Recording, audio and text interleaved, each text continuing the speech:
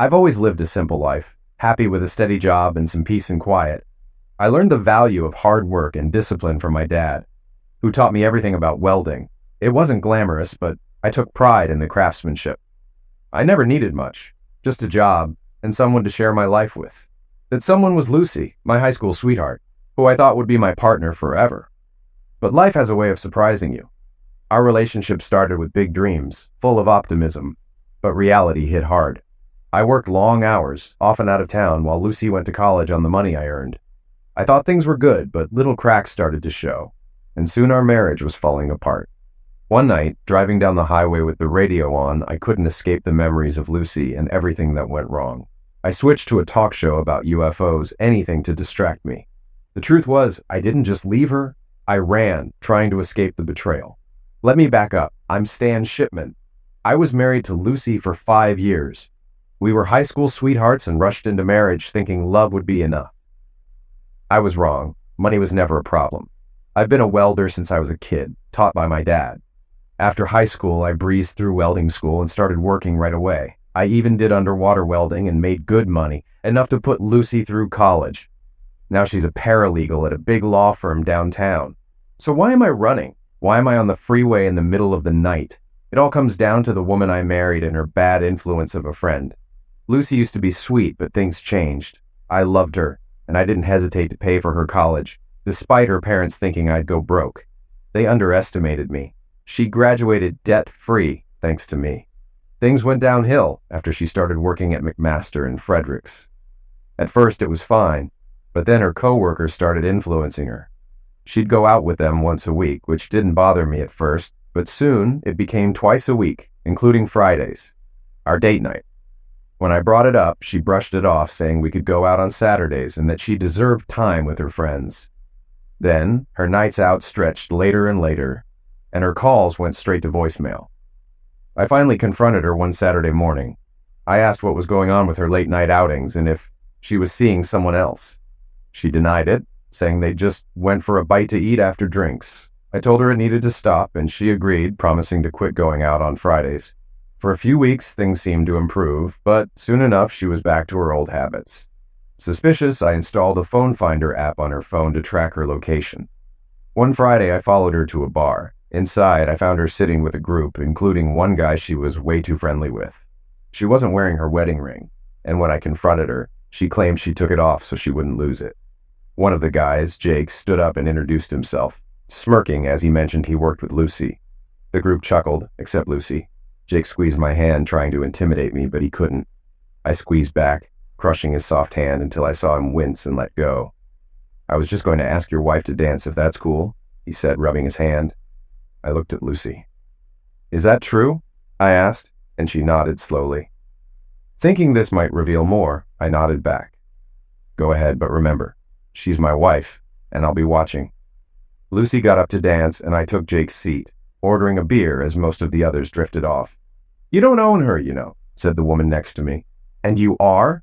I asked. Marie Compton. I've been mentoring Lucy, showing her the ropes." "Right. So Marie, who are you to give me marriage advice?" I asked. "I'm her friend, and like I said, I'm mentoring her. The partners like her, and she's got potential." I didn't like her tone and wondered what she was feeding Lucy. "Well, I'm her husband. If something's interfering with our marriage, I need to know." "Stan, Lucy needs to broaden her horizons," Marie said. "She's only ever known you in college. She needs to spread her wings." "Spread her wings? Or maybe something else?" I shot back. "No need to be crude," Marie said.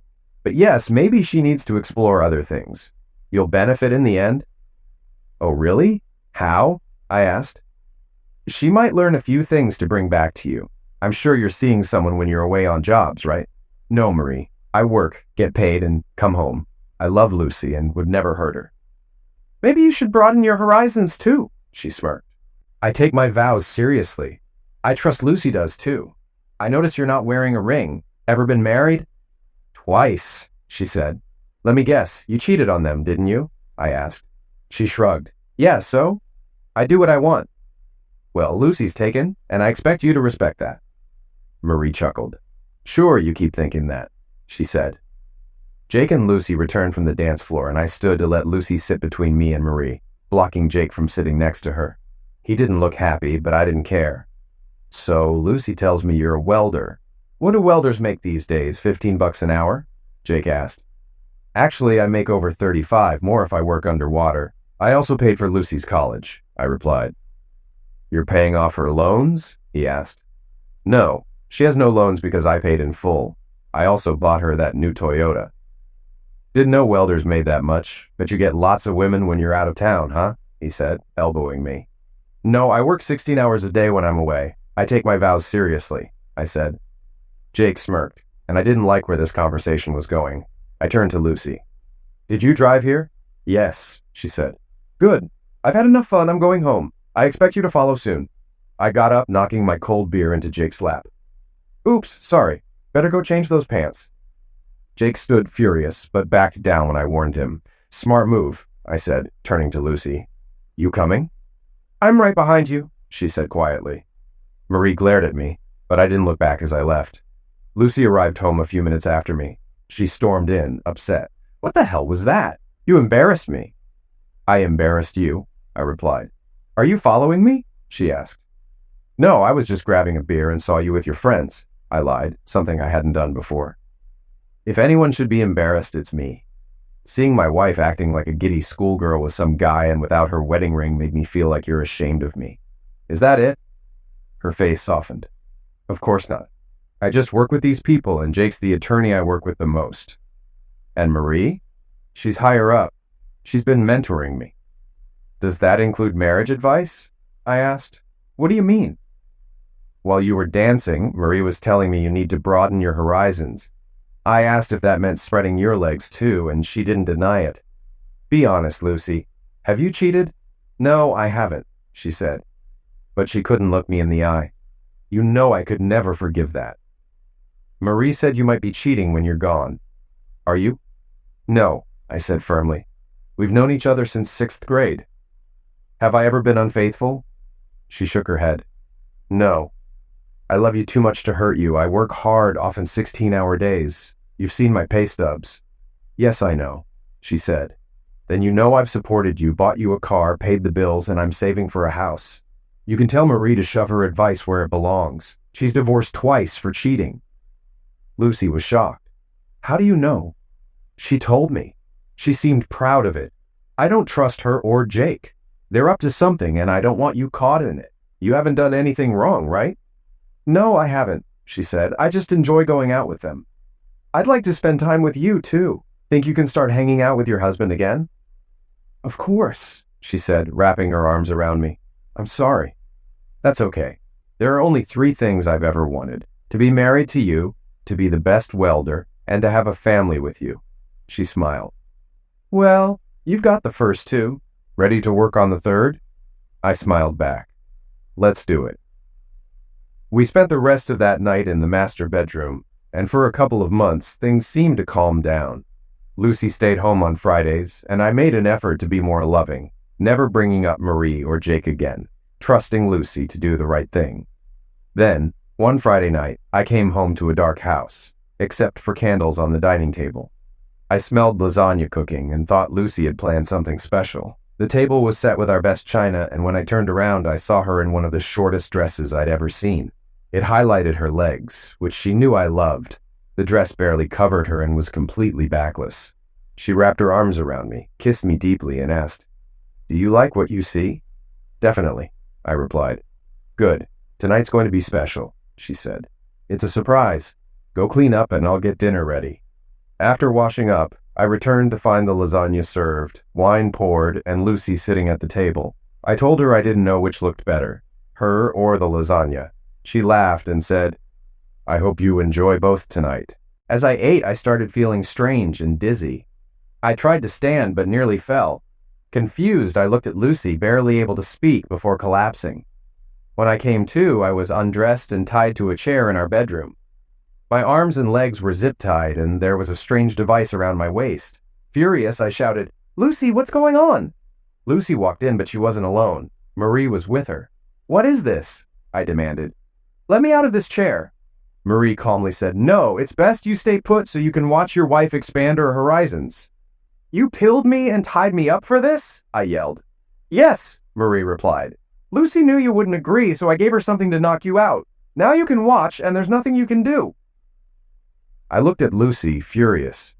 You went along with this? You know what this means? I'm sorry, but Marie said it's just Zex. It won't affect us, and I still love you. That's not true, and you know it. I told you I wouldn't tolerate cheating. And what's this thing you put on me? It's a cage to remind you who's in charge now, Lucy said. Untie me right now, or we're done, I warned. Marie walked over and gagged me. You'll stay quiet while your wife enjoys herself with someone else. I tried to shake my head to stop her from putting the gag in, but I couldn't. No matter how hard I struggled, I couldn't break free from the chair. Marie stood up and walked to the door, letting Jake and another guy from Lucy's office enter. They looked at me and laughed. Looks like the loser is ready, Jake said. He's not cooperating, Marie replied. Jake punched me hard in the face. Then again, I could taste blood. Lucy screamed, Don't hurt him. You promised. I owe him for ruining my pants. Now he'll watch as I screw his wife. He ripped Lucy's dress off. Lose the underwear, he told her. Lucy hesitated, then took them off and handed them to Jake, who tossed them at me after sniffing them. Lucy got on her knees and started giving Jake a head while looking directly at me. I was shaking with rage, but Jake and Marie just laughed. Your wife is good at this, Jake taunted. After he finished, Lucy moved on to the other man. I couldn't bear to watch. You like watching this, don't you? Marie asked, filming everything. Admit it, she pressed, but I shook my head. When Lucy was done, Jake led her to the bed. Now for the main event, he said, and I closed my eyes as I heard Lucy moaning. Better than your husband? Jake asked, and Lucy responded, Oh yes, so much better. At that moment, all the love I had for her vanished. I had heard about men getting turned on by watching their wives with others, but all I felt was hatred. They went at it for the next hour, with Marie recording everything. When they were done, Jake and the other guy walked over to me. Enjoy the show? They mocked, laughing. Then they pushed Lucy and Marie aside and peed on me, covering my face. I thought I'd be sick as Lucy laughed. Jake leaned down and warned me, Say anything and I'll make your life hell. From now on, your wife is mine. I'll do whatever I want, whenever I want. After they left, Marie walked over. Don't cause any trouble or it'll get worse, she said. Let him loose after I'm gone, she told Lucy, then left. Lucy removed the gag and cut the zip ties, then unlocked the cage. She started to say something, but I cut her off, grabbed my clothes, and called emergency. What are you doing? She asked, panicking. I told the operator about the attack and illegal detention. Lucy freaked out, trying to grab her phone and keys, but I stopped her. You're not leaving, I said. Please don't press charges. I don't want to go to jail. Trust me. Jail is the safest place for you right now, I replied coldly. Get dressed. The cops will be here soon. You don't know Jake and Marie. They'll come after you, she warned.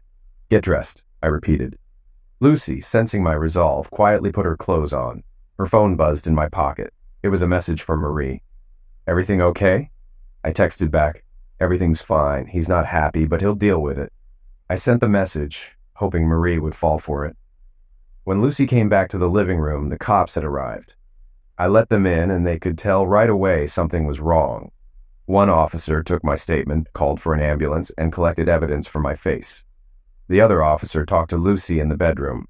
After conferring outside, they came back in, and Lucy was brought out in handcuffs, crying. Please don't let them arrest me. It was just for fun, she pleaded. I shook my head and turned away. More police arrived along with an ambulance. A female officer took Lucy away, and the officer who took my statement explained that she was being arrested for illegal detention, pilling, and sexual attack. We need to take you to the hospital for blood and urine tests to see what they gave you, he said. I agreed, knowing more evidence would help. You should also get a protection order, he added, handing me a card for a DA's office attorney. She'll meet you at the hospital. I thanked him and went with the paramedics, who gave me a quick check on the way. At the hospital, they examined me, took samples, and gave me painkillers.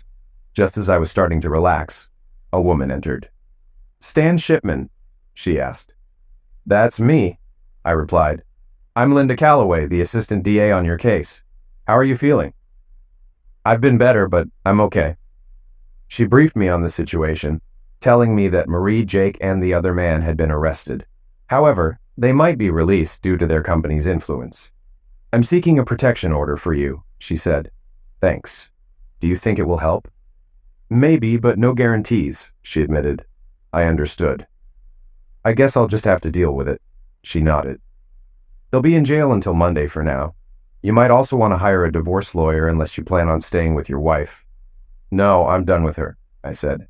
She told me I'd be kept overnight since my apartment was now a crime scene. She also asked if I owned a weapon, and I told her I didn't. After that, I fell asleep and woke up when they moved me to a private room. The next morning, my parents visited, and I told them everything.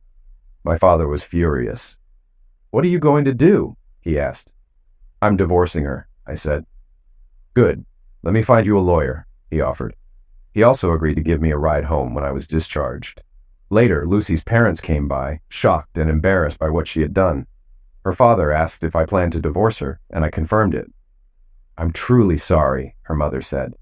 If she needs a place to stay, she can come live with us. I thanked them, grateful for their understanding. After saying goodbye, Lucy's parents left. A couple of hours later, the doctor checked me out and cleared me for discharge. I called my dad to let him know, and my parents arrived just as the paperwork was completed. After the nurse gave me instructions, they wheeled me to the car and we headed home. When we arrived at the apartment, my dad helped me to the door, and we said goodbye again. Call if you need anything, he reminded me. Thanks, Dad, I replied. Inside, I noticed the place had been searched by the police. I also saw a message on the answering machine. Dead meat. The number was private, and after replaying it, I realized it was a recorded line from a Rocky movie, not someone speaking directly. Then, the doorbell rang. Through the peephole, I saw a brunette who looked familiar from the night I met Jake. I activated my phone's camera, then opened the door, keeping the chain on. Yes, I asked as I opened the door slightly. Mr. Shipman? A woman's voice responded softly. That's me. And you are? Holly Brinkman. I work with your wife. Can I come in? Are you alone? I asked cautiously. Yes. I unchained the door and let her in. What can I do for you, Holly? I asked, noticing her nervousness. Without a word, she handed me a manila envelope. What's this? I asked, taking the envelope. Please open it, she said quietly. I went to the kitchen and grabbed a pair of gloves, not wanting to leave fingerprints on whatever was inside. I opened the envelope and found photographs of a dead man, hands tied behind his back. I stared at the images. Who is this? I asked, my voice tense. That's my husband, Brian, she said, tears welling up in her eyes. Did you report this to the police? Yes, but they ruled it a suicide. The firm we work for has influence. They own part of the police force and some judges.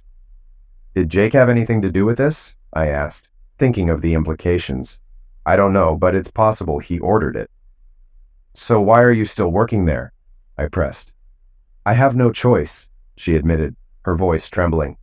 You're not just a legal secretary, are you? I asked, the reality dawning on me. No, my husband tried to fight back and he paid the price. So you're forced to stay, doing... Yes, I'm basically there for the attorneys and their clients. And Marie? I asked, now connecting the dots. She's like the madam. She assigns us. And Lucy? I hesitated. She was being groomed, yes, Holly confirmed. I found a note tucked inside the envelope, written with letters cut from a magazine. It read, "Back off or this could be you." Did you read this? I asked Holly, showing her the note. No, it was dropped at my apartment this morning with instructions to hand-deliver it. Would you testify to the DA? I asked. No, I want to stay alive. You don't understand how dangerous these people are, especially Marie. How many people at the firm know about this? I asked, trying to assess the scale of this. Everyone at the executive level, she replied. Thanks for bringing this to me, Holly. I'm truly sorry for your loss. You're a good guy. Lucy's lucky to have you, she said with a sad smile. Thanks, I said, escorting her to the door. I watched Holly leave, scanning the street to make sure no one was watching. Once the coast was clear, I locked the door behind me. The voicemail in the envelope had just changed everything. I still planned to divorce Lucy, but now the stakes had escalated, and after I dealt with Jake, Lucy would be praying for the Grim Reaper. I stopped the video I had been watching and picked up the phone, dialing Linda's personal cell. This is Linda Calloway, she answered. I quickly told her about the voicemail in the envelope. This changes everything. Bring it to me right now, she said urgently, giving me her address. I decided I needed to get out of town for a bit. I packed a bag for a few days, grabbed the meat cage Lucy had used on me, and put everything in my truck. I also packed some basic welding tools, called my boss to ask for time off, and he agreed, saying I had plenty of vacation time. I double-checked everything, locked up, and headed to Linda's condo, arriving within 30 minutes. She was shocked by the photos in the note. I also have a video of my conversation with the woman who delivered it, I told her. Let me see it, she said. I played the video, and she was stunned. This explains a lot. Can I get a copy? I let her copy the video from my phone. Then I remembered Lucy's phone in my pocket and handed it to her. What's this? She asked. It's Lucy's phone. I grabbed it the night Jake attacked me. You might find something useful. I'll have someone check it out, she said, then paused. Maybe I should involve the state or feds. If what Holly said is true, we can't trust our local police. She looked at me. What are you going to do? I'm leaving town for a bit, I replied. Let me know where you are, okay? Will do, I said. I left, unsure of where to go. I withdrew as much cash as I could and kept an eye out for anyone following me. The images of the man who was eliminated haunted me, reminding me that I could be next if I wasn't careful. Late at night, I decided to call an old friend. Yeah? Said the gruff voice on the other end. Dave, it's Stan. Stan, what's going on? I've got a bit of a situation. Can I crash at your place for a few days? Sure, buddy. Just grab a couple of six-packs on your way. Will do. See you soon. Feeling relieved, I hit the road, stopping at a convenience store to grab some beer, ice, and coffee. I also picked up some cigarettes for Dave, knowing he'd appreciate the gesture. After all, he was letting me stay at his place for a while. Dave Brolin was about 15 years older than me and had worked with my dad. That's how we met, and he became like a big brother. I learned a lot from him while working in my dad's shop. He had a tough upbringing. His father died from mesothelioma after years in the shipyards, and his sister Beverly cared for their mom until she passed from cancer a year ago. I'd known Beverly for a while. She was attractive in a girl next door way, but we were more like siblings. I hadn't seen her in a long time and was curious to catch up. Dave had married young, but divorced after finding his wife with a coworker. He never remarried, and now looks after Beverly, who lives with him. I arrived at Dave's house around 2:30 a.m. with my stuff and met him on the porch. Hope you brought beer, he joked. Of course, I said, handing him smokes. Inside, I saw a stunning blonde coming down the stairs in pajamas. Who's the blonde bombshell? I teased. You know who I am, idiot, she shot back. It was Beverly, grown up, fit, and looking nothing like the girl I remembered. Beverly, is that really you? Yeah, genius. What are you doing here so early? Did Lucy throw you out? Not exactly, I said, my voice tight. Noticing my bruised face, Beverly's tone softened. I'm sorry, Stan. What happened? That's why I'm here, I replied. Grab a beer and tell us, Dave suggested. I grabbed 3 beers and handed them out, teasing Beverly about her age. She flipped me off and smiled, then told me to spill it. So I told them everything about Lucy, Marie, Jake, and showed the video of my meeting with Holly. They were stunned into silence. Damn, Dave finally said. Do they know where you are? I don't think so. No one followed me. Good. We're up on this hill and we'll see anyone coming. I still have the weapons I got from your dad. You remember how to shoot, right? Yeah, but I haven't touched a weapon since then. No worries. I'll take you out back to practice. Bev's become a decent shot too, he said with a grin, and Beverly flashed a mischievous smile. Does your dad know you're here? Dave asked. No, I didn't tell anyone yet. I need to let the assistant DA know, though. I didn't decide to come here until I was already on the road.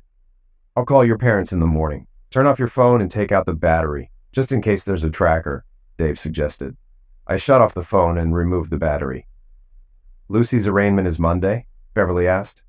Yeah, the DA hopes they'll hold her without bail, but I'm not sure, based on what Holly told me. You can stay here as long as you need, Dave offered. I've got a job in a week, but you're welcome to stick around. Thanks. I'm planning on taking 2 weeks off, so hopefully things will be settled by then. If you need anything, just ask, Dave reassured me. Dave smiled at Beverly and said, I'm sure she'll keep you busy, but you're our guest. Your folks always treated us well, so just relax and enjoy the country air. Beverly stood up, yawning. I've got to get up soon and make breakfast. Hope you like omelets and hash browns, she said, glancing at me. Sounds perfect, I replied. She waved goodnight and went upstairs. After her door closed, Dave and I stepped outside to smoke. What's her story? I asked. I thought she'd be married with kids by now. She never found anyone she cared for. Dated a few guys, but none of them measured up. Measured up to what? I asked. Dave looked at me seriously. She's always had a crush on you. Really? I said, surprised. Yep, the only reason she never told you was because of Lucy. Are you serious? As a heart attack. I've even heard her call your name in her sleep.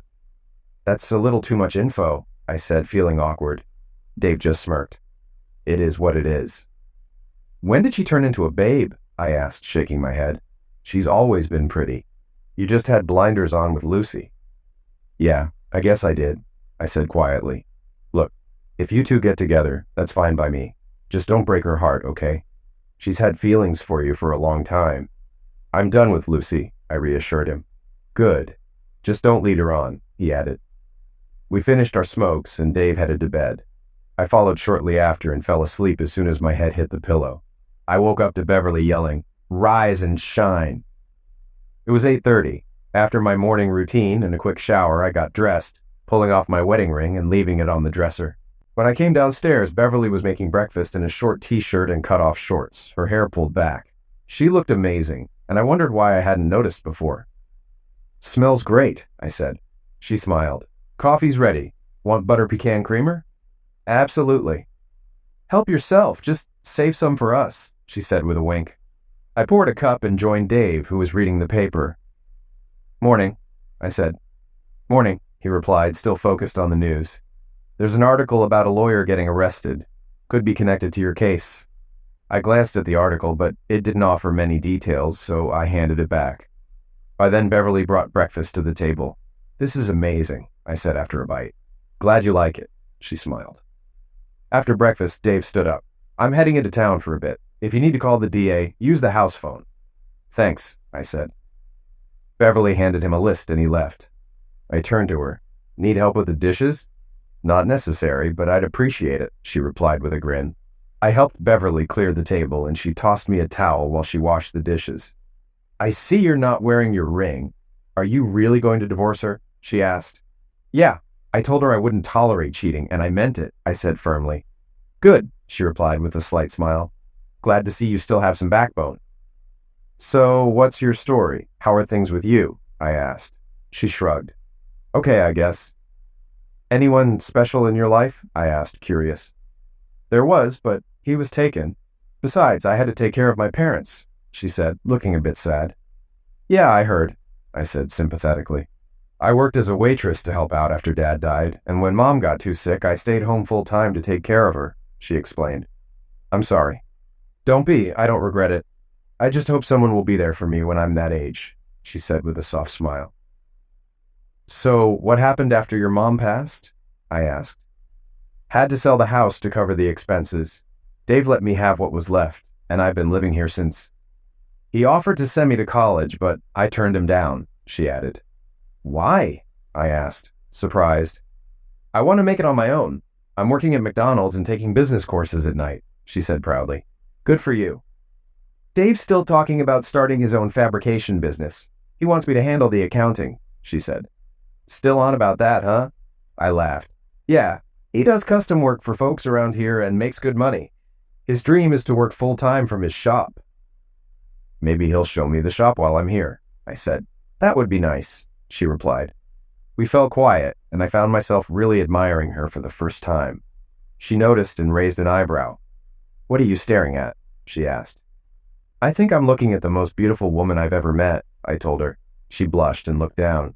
Stop teasing me. I'm not. I admire everything you've done. Taking care of your parents, working your way through school. I just wish I'd noticed it sooner. Well, you were blinded by Lucy, she said, smiling. Yeah, you're right, I agreed. With the dishes done, Beverly dried her hands and turned to me, her expression firm. She used you, you know, she said bluntly. I sighed. I think you're right. I saw through her years ago, she continued, shaking her head. Why didn't you say anything? I asked, curious. You wouldn't have believed me. She had you wrapped around her finger, Bev said with a hint of frustration. All I wanted was to keep her happy, I said quietly, looking down. And look where that got you, she said, her voice rising. She got her degree, a new car, and everything else on your dime. Then, when she didn't need you anymore, she traded you in.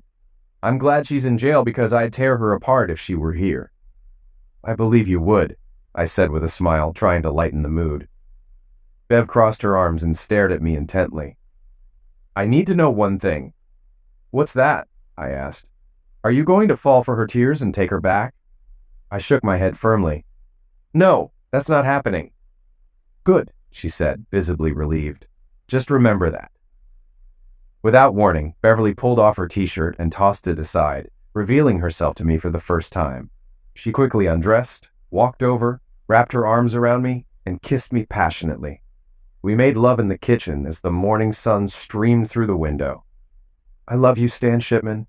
I've always loved you. Don't forget that, she whispered afterward, her voice tender.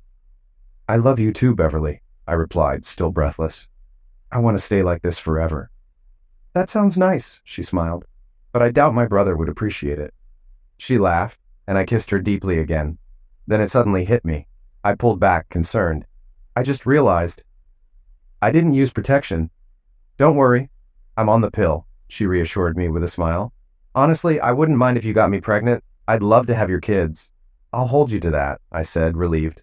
We should clean up before Dave gets back, she said, standing up and stretching. I need to prepare the meat for tonight. Why don't you shower first? Okay, I'll be up in a bit. What's the meat for? I asked. We barbecue on Sundays, weather permitting. You like venison, right? She grinned. Yeah, but it's been years since I had any, I said, smiling back. Good. I shot at myself with Dave's .50 caliber flintlock and dressed it in the field, she said proudly. You're quite the woman. I'm impressed, I laughed. I knew Dave's flintlock had to be at least 49 inches long. Did you load it yourself? I asked, intrigued. Of course. Patched round ball with 100 grains of double F powder. I even molded the bullet, she said with a wink. Damn! Do you like fishing too? I asked, genuinely curious. I love fishing. I bait my own hooks and clean my own fish, she replied, clearly proud of her skills. Is there anything you haven't done? I asked sarcastically. I haven't rebuilt the transmission in Dave's truck yet, but I did help him rebuild the engine, she laughed. I'm definitely in love, I said, kissing her. She kissed me back and said, Now hurry up and shower. I'll be up in a bit. I headed upstairs and jumped in the shower. A few minutes later, Beverly joined me. Just wait until tonight when we go to bed, she teased. By the way, you're sleeping with me from now on. My bed's bigger than yours. Won't Dave mind? I asked, unsure. Nope, we're both consenting adults, she winked. After our shower, we got dressed and went back downstairs. I need to call the DA to let her know where I am, I said. Beverly pointed to a wireless phone. Use that one. I picked it up, nearly forgetting it was long distance. Linda answered after 2 rings. Linda Calloway, she said. Linda, this is Stan Shipman. I'm calling to update you on my whereabouts. Stan, I was worried. You're calling long distance. Where are you? She asked. I'm with an old family friend and turned off my cell for safety, I explained. Got it. I'll keep you updated. The feds are investigating the firm your wife works for. I also contacted a top divorce lawyer in the area for you. I hope that's okay. No problem. I appreciate it, I replied. She's expecting to hear from you tomorrow. If anyone can help, it's her, Linda said. Thanks, I'll do that, I said, jotting down the information. Linda provided details and promised to update me on the arraignment before we ended the call. By the time I hung up, Dave was back and I helped him carry in the groceries. I called your parents, he said. They were worried. I told them you're staying with us. Thanks, I appreciate that, I replied. That evening, we barbecued the venison and enjoyed dinner outside on the deck. Afterward, we all helped clean up. Dave and I grabbed a beer and stepped out for a smoke while Beverly finished in the kitchen. So, are you going to be sleeping in her room? Dave asked, grinning. I felt uncomfortable discussing it, given that Bev was his sister. Yeah, I think so, I replied awkwardly. Is this going to be permanent? Dave's tone turned serious. I think so, I said confidently. I just need to finalize my divorce. Do you love her? Dave asked, looking me in the eye. Yeah, I do, I answered without hesitation. Good. It's about time you got your head straight, he said, smiling and slapping my shoulder. Bev's a big girl. She can make her own decisions. I just don't want to see her get hurt. I'd never hurt her, I promised. Glad to hear that. Welcome to the family, Dave said, extending his hand. I shook it, and we shared a manly bear hug. Just don't keep me up all night, okay? Dave laughed. I chuckled and nodded. I'll do my best. That night, after Bev and I made love, I held her close, thinking about our future. I hadn't felt this content in a long time. What are you thinking? She asked softly, her head on my chest. The future, I said. Oh? She lifted her head to look at me. Yeah. What do you want out of life? Where do you see yourself in 5 or 10 years? I asked. I'm not one to chase a career, she said thoughtfully. I just want a loving husband and a family. That's enough for me. What about your classes? I asked, curious. They're more for Dave. He'll need help with his business, she explained. And what do you want? I'm like you, I said. I just want a faithful wife and a family. I thought I had that with Lucy, but it didn't work out. She smiled. And your job? I love it, I said. But sometimes I'm gone for a couple of weeks. Can you handle that? She laughed. My brother's a welder, remember? I know what to expect.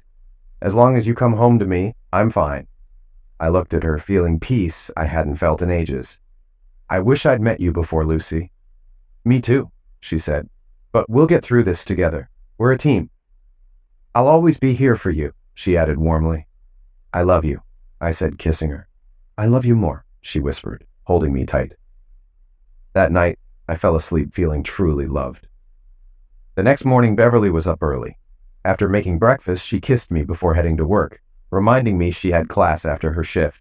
I'll be home by 9:30. You guys fend for yourselves, she said, grinning. I love you. I love you too, I replied, touched. After she left, Dave came down and joked, No kiss for me? Beverly laughed, gave him a quick peck, and said, Stay out of trouble, as she walked out. I glanced at the clock. I need to call that divorce lawyer. Dave motioned to the phone, so I dialed. Law office of Bernice Goodwin, a friendly voice answered. I introduced myself and explained that Bernice was expecting my call. Hold on a moment, she said. Soon another voice came on. Bernice Goodwin, how can I help? This is Stan Shipman. Linda Calloway gave me your number. Ah, yes. I've been expecting your call. Normally I like in-person meetings, but I understand this time is different, she said. That's fine, I replied. We can handle most of it online. Tell me everything, she instructed. I explained the situation, and she listened carefully. What are your expectations? She asked. I want no alimony, and my fair share of the assets, I said. We can do that, she replied. Your wife's legal trouble will help your case. Do you own property? No, we rent, I answered. Do you want to pursue action against Marie and Jake? I'd recommend suing for emotional distress, not alienation of affection. It's more effective, she advised. Do what you think is best, I said. I'll get started. Do you have an email? I gave her my information, and she said, I'll send documents, including a contract to sign and a checklist. You'll also need to pay a retainer. Can you do that today? Yes, I agreed. Great. Once everything is ready, I'll have the papers served. Any questions? No questions, I replied. Her assistant took my credit card info for the retainer. After hanging up, I checked my email and found 2 documents from Bernice. I signed the contract, sent it back with a receipt, and read through the advice on protecting my finances. Using online banking, I opened a new account, transferring half of our savings and checking into it.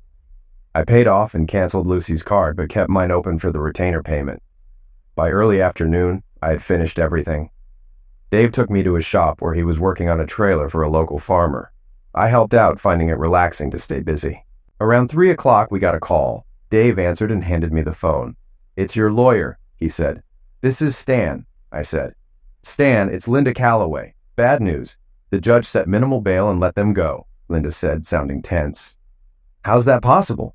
I asked, feeling my stomach drop. Probably on their payroll.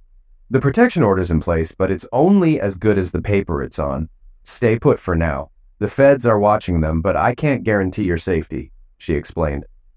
Great. So what now? Stay where you are. I'll handle things from here. Call if you need anything, she said. All right, I replied, feeling uneasy. After hanging up, I told Dave. The judge let them go. Damn, you should call your folks, Dave suggested. I agreed and dialed my parents. My dad answered on the second ring. Dad, it's Stan, I said, trying to stay calm. How are you holding up? He asked, clearly worried. I'm okay, but I wanted to let you know the judge let Lucy and her friends out. Be on guard. They might try to find me, I warned. Don't worry, we won't say anything. You still down at John Harrison's place? He asked. I realized he already knew where I was, and it hit me. Lucy and her friends were likely with him now. I decided to play along. No, I'm about 50 miles south of there in a motel, I lied.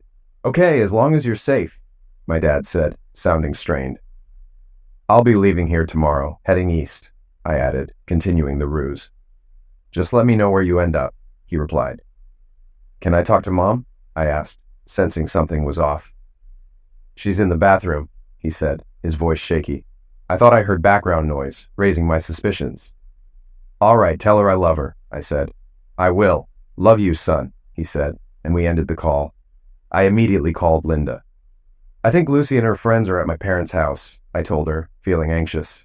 I'll send federal agents over right now. Stay put, she said firmly. After the call, I told Dave, I think they're at my parents' place looking for me. Do you think they'll believe your story? Dave asked. I hope so, at least for a while. I should probably find somewhere else to hide, I said, pacing. No, you're staying here. Let me clean up and I'll talk to the sheriff. Don't move, Dave said, sounding determined. I nodded, but I wasn't sure how much time we had before Lucy and her friends figured out the truth. A couple of hours after Dave left for town, Linda called back, her voice tense. Stan, you were right. Lucy, Marie, Jake, and some thugs went to your parents' house after the hearing. They tied them up, but your folks didn't reveal your location. We have an APB out for them, and one of their guys is in custody, but he's not talking. Do you know where they're headed? I asked, feeling uneasy. No, but they didn't buy your story, she said grimly. Here, talk to your dad. My father's voice came through, shaky but relieved. Stan, they didn't fall for it, but we're okay. I think Lucy and her crew are heading your way. What makes you think that? I asked, my heart racing. I overheard Lucy talking, he said. You'd better warn Linda. I will, Dad. Be safe, I replied, and Linda came back on the line. Where exactly are you? She asked. I gave her my location and asked if Lucy could find me. She knows, Linda said. Stay put. We'll send someone fast. I hung up and headed back to the house, but as I left the shop, I heard Jake's voice. Well, thought you could outsmart us, huh? He sneered, weapon in hand. Behind him, Marie and Lucy stood by an SUV, smug. Jake waved the weapon at me. Move! I had no choice but to get in the SUV. Lucy slid in beside me, smirking. This won't end well for you, I warned. No matter, she said coldly. It'll be too late for you. They drove me to a creek bed, and Jake ordered me out. A thug tied my hands behind my back and forced me to my knees. Jake pulled out a longsword and stood over me. Make your peace, he said, raising the sword. I closed my eyes and prayed. Suddenly a rifle shot rang out. Jake dropped dead, a bullet in his forehead. Another shot struck the thug holding me. Marie tried to grab Jake's weapon, but a third shot struck her shoulder. Lucy cowered behind Jake's body. I heard a four-wheeler approach. Beverly arrived, blonde hair flowing and rifle in hand. She cut me loose, then marched over to Lucy, striking her with the back of her rifle. Don't you ever touch my man again, or I'll blow your head off, Beverly shouted. Lucy, bleeding and trembling, nodded in fear. Beverly then slammed the rifle back into Lucy's kneecap, and Lucy screamed in agony as her bone cracked. We heard sirens in the distance as Beverly calmly reached for a flare weapon from the four-wheeler. She aimed it at the sky and fired, signaling the authorities. As the sirens grew louder, flashing lights appeared on the horizon, heading our way. Beverly approached me, her expression softening as she asked, Are you okay, sweetie? I am now, I replied, still in shock from what had happened. You saved my life, Bev. I can never repay you. Trust me, she said with a warm smile. You've got the rest of your life to make it up to me. Soon the area was filled with police cars. Dave pulled up in his truck and hurried over to check on us. You okay? Dave asked, concern on his face. I am now, thanks to Bev. She saved my life, I said, deeply grateful. The sheriff and his deputies took control of the scene. They called for an ambulance for Marie, who was still screaming in pain, and a coroner for Jake's body.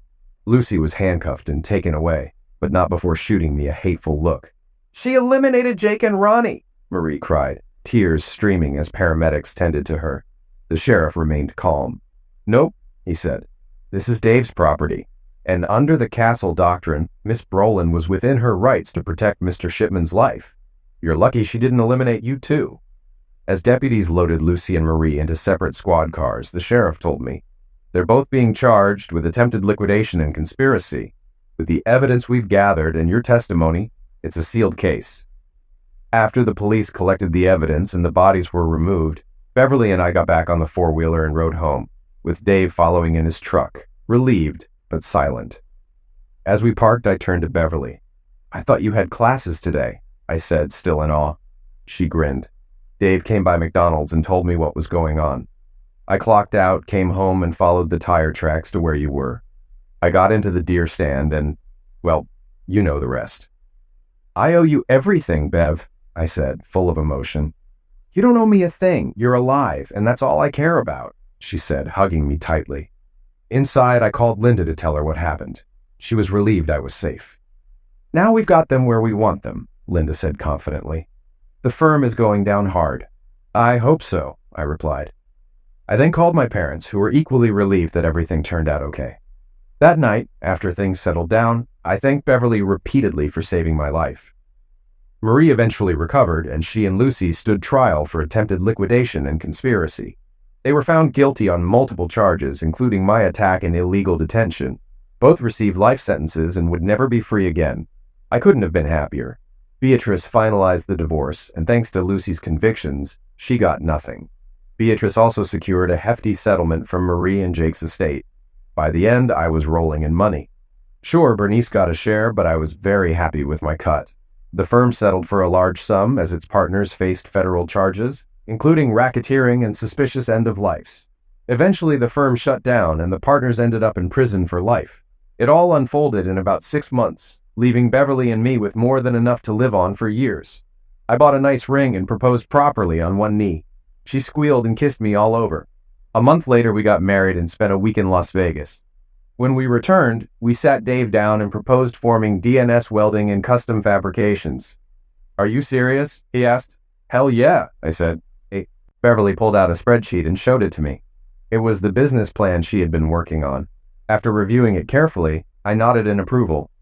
You know, I think this could work, I said, impressed. Oh, I almost forgot, I added, reaching into my pocket and pulling out a set of keys. You know that lot on the south side? Yeah, what about it? She asked, curious. Did you see the new double wide on it? I asked with a grin. Yeah, we thought you sold it, she replied. Nope, I said, smiling. It's your wedding gift from me and your parents. The lot and home are in your name now. Your dad and I moved all your stuff from your apartment, minus anything with Lucy's picture on it. Beverly looked stunned. Wow, I don't know what to say. I could afford to build a custom home, but the double wide was nice and sturdy. I wasn't about to turn down such a generous gift, especially knowing it must have cost over $150,000. Just say thanks, partner, I said, offering my hand. Beverly smiled and shook my hand before pulling me into a bear hug. You okay with us living down there? Beverly asked, a hint of concern in her voice. I'd hate for you to be alone. I'll be fine, I reassured her. I might finally get a decent night's sleep without hearing you two all night. We all laughed and celebrated. Later, I called my parents to thank them for the incredible gift. That night, Beverly and I christened the master bedroom of our new home. As we lay in each other's arms, I felt confident that things would turn out well.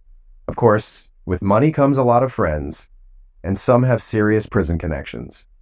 Lucy and Marie, meanwhile, weren't so lucky. Behind bars, they had a rough time, cleaning toilets with toothbrushes and doing favors for inmates with special preferences. I guess their horizons just got a lot wider.